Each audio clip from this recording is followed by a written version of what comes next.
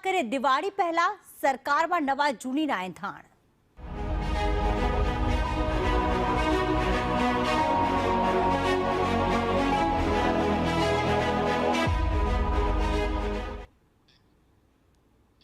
તો ગુજરાતમાં મંત્રીમંડળમાં વિસ્તરણની ચર્ચાઓ તેજ બની છે। આગામી ચૂંટણીઓને ધ્યાનમાં રાખીને સ્થાનિક ફેરફાર થઈ શકે છે। માફ કરશો, ફેરફાર થઈ શકે છે।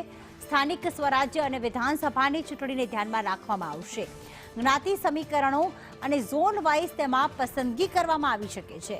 સૌરાષ્ટ્રમાંથી વધુ નેતાઓને મંત્રીમંડળમાં સ્થાનની સંભાવના રહેલી છે। આગામી સમયમાં સ્થાનિક સ્વરાજ્યની ચૂંટણી સાથે સાથે વિધાનસભાની ચૂંટણી પર 2027માં આવનાર છે। એ પહેલા મોટા ફેરફાર થઈ શકે છે અને એ પણ દિવાળી પહેલા મધ્ય ગુજરાતમાંથી 3 થી 4 મંત્રી બનાવવામાં આવી શકે છે। હિરેન રાવળ અમારી સાથે જોડાઈ ગયા છે।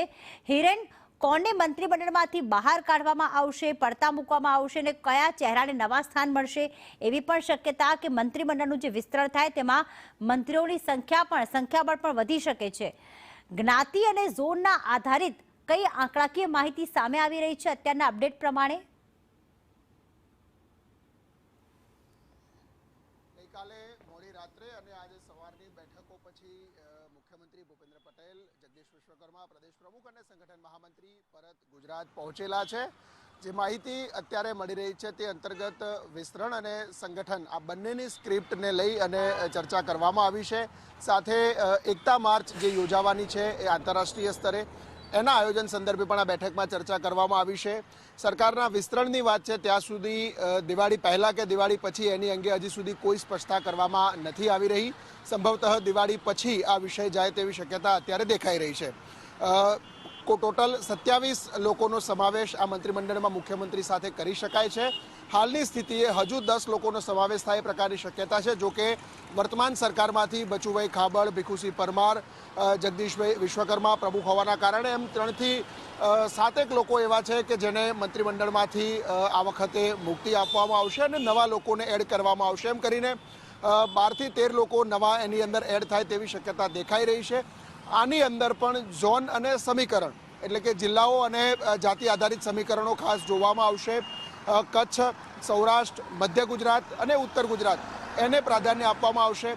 અમદાવાદમાંથી સામાન્ય રીતે કોઈ મંત્રી આ વખતે બનાવવામાં આવે તેવી શક્યતાઓ નહીવત છે, કારણ કે મુખ્યમંત્રી અને પ્રદેશ પ્રમુખ બંને અમદાવાદમાંથી હોવાના કારણે કોઈને મંત્રીપદ મળે તેવી શક્યતા ઓછી દેખાઈ રહી છે।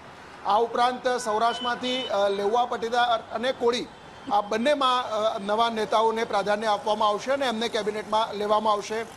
આદિવાસી વિસ્તારમાંથી દર્શના દેશમુખ કે જેઓ ડૉક્ટર છે અને અભ્યાસુ પણ છે, એમને પ્રમોશન સાથે સરકારમાં સ્થાન મળે તેવી શક્યતા અત્યારે દેખાઈ રહી છે।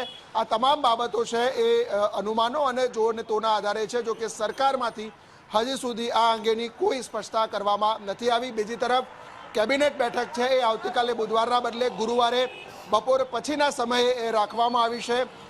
સામાન્ય વહીવટ વિભાગ કે જે આ વિસ્તરણ અને કેબિનેટમાં ફેરફાર અંગેની કામગીરી જેને સરકારમાં સોંપવામાં આવતી હોય છે એને પણ હજી સુધી આ અંગેની કોઈ પણ પ્રકારની વિગતો આપવામાં નથી આવી। એટલે કેબિનેટ વિભાગ પણ જનરલ વે પ્રકારે ગુરુવારની બપોર પછીની કેબિનેટ બેઠકનું આયોજન કરવામાં આવી રહ્યું છે। જો કે વહીવટી તંત્રએ કોઈ પણ સમયે થાય તો ફેરફાર એની પણ તૈયારીઓ અત્યારથી શરૂ કરી છે। આભાર હિરેન તમામ વિગતો માટે।